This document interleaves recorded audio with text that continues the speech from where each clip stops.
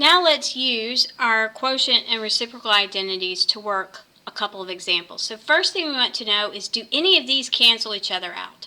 Well, obviously, anything that's a reciprocal is going to cancel each other out. So sine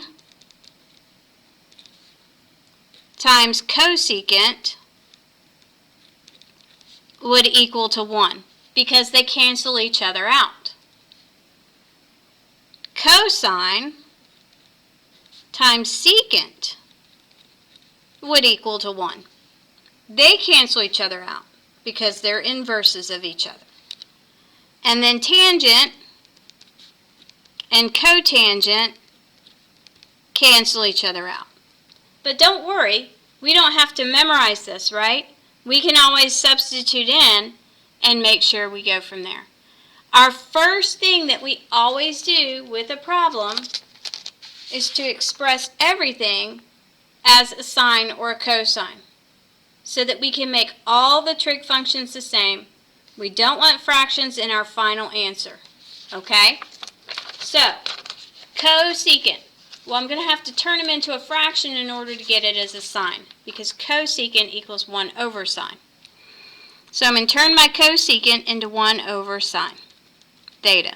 Doesn't matter if it's a theta or an x. Tangent. I need to turn it into a sine cosine. Well, I'm going to use my quotient identity. So that is a sine x, or sine theta, divided by cosine theta. So let's write down what we just did right there, okay? So for cosecant, this was a reciprocal. And for tangent, we used the quotient. Okay, so those are the two identities we're using. Now the easy part. Notice that the sines, I have one on top and one on bottom. So my sine thetas are going to cancel out. What's left? 1 over cosine theta. But remember, we can't have a fraction as our final answer. So what is 1 over cosine? It's secant. So my answer would be secant theta. So what did we use to change that? We used a reciprocal function.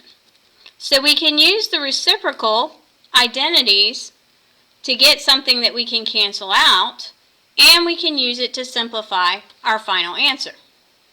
You guys are awesome.